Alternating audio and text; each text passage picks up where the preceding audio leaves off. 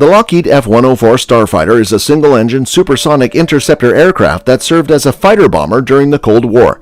It was designed as an all-weather multi-role aircraft in the early 1960s by Lockheed as part of the Century series of fighter aircraft for the U.S. Air Force, and built by numerous other countries, seeing considerable service outside the United States.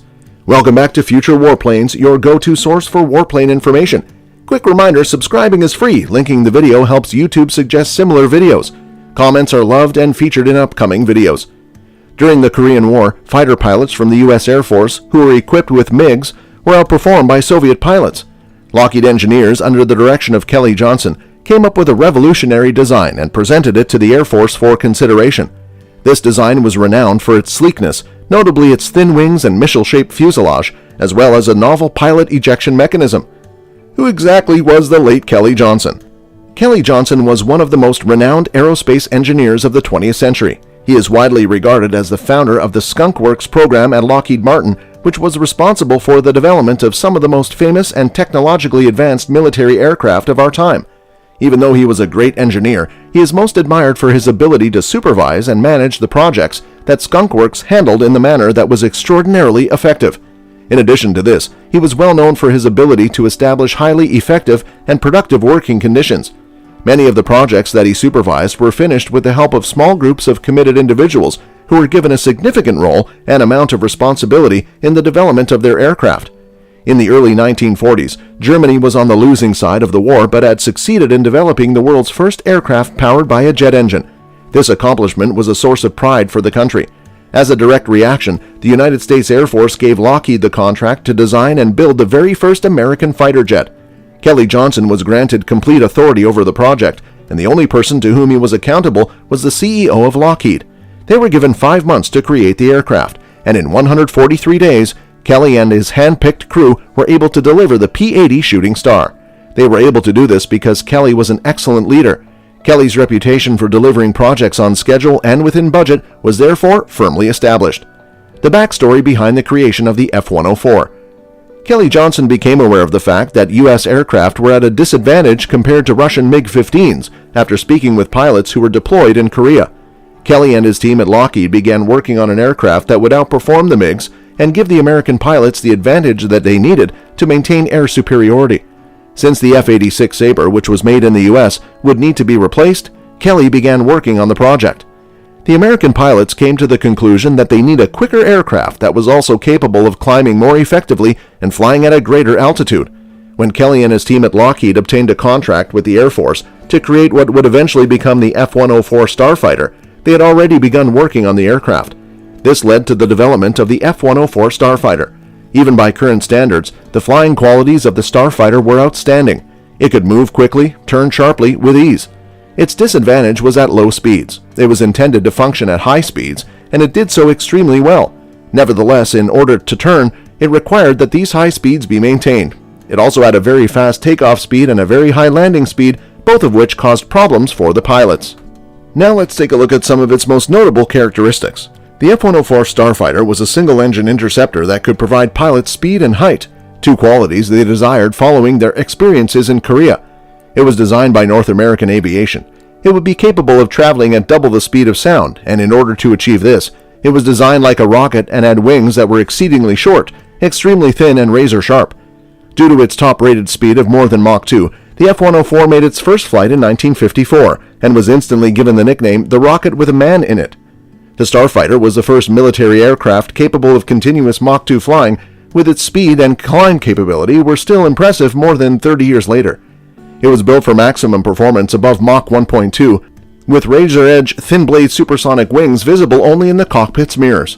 It might be a formidable enemy if utilized properly, with high-speed surprise assaults and smart use of its remarkable thrust-to-weight ratio. It had outstanding stability at high speed, which was above 600 knots, at extremely low altitude, which made it an effective nuclear attack fighter for tactical use. The Starfighter had a unique design with thin, stubby wings mounted farther back on the fuselage than other modern aircraft. The wing offered poor turning capabilities and high landing speeds, in addition to its superb supersonic and high-speed low-altitude performance. It was the first aircraft to attain a speed of Mach 2 and the first aircraft to reach an altitude of 100,000 feet, 30,000 meters, after taking off under its own power. Both of these achievements were accomplished by the F-100 Super Sabre. In 1958, the Starfighter became the first aircraft to simultaneously hold the world records for airspeed, altitude, and time to climb. These three achievements were all accomplished by the same aircraft. In conjunction to that, it was the very first aircraft to be armed with an M61 Vulcan autocannon.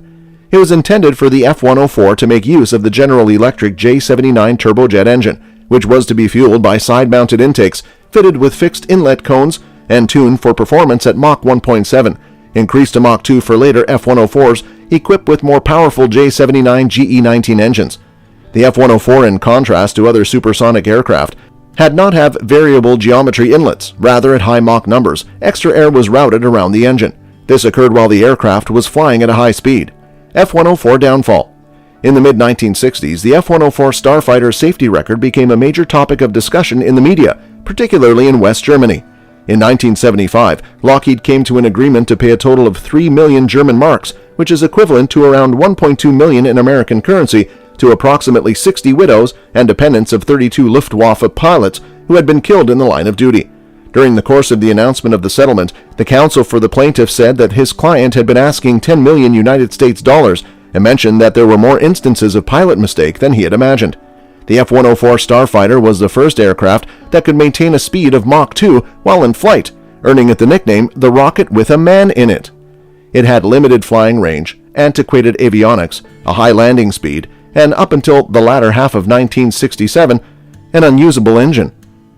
However, many of the attributes that made the F-104 so speedy also made it difficult to fly, most notably its short wings. Despite this, the F-104 was a very successful aircraft. This issue was made much worse on earlier versions, since the ejector seat in those vehicles discharged downward through the bottom of the cockpit. Ejection at low altitude was responsible for the deaths of several pilots. To this day, the F-104 is revered as a legendary aircraft, and it holds a number of records for both speed and altitude, but when seen objectively, the aircraft was neither very successful nor efficient. Fewer than 300 were purchased by the United States Air Force, and they were all retired by 1965. Scandals involving corrupt officials played a role in the construction of many thousands of them for other nations. It earned the nicknames the Flying Coffin and the Widowmaker in West Germany, where it was responsible for the deaths of more than 100 pilots. That concludes today's video. We sincerely hope you have found the video entertaining. Please leave any questions or comments below. Remember to subscribe to our YouTube channel to view more of our amazing videos. Thank you so much for watching.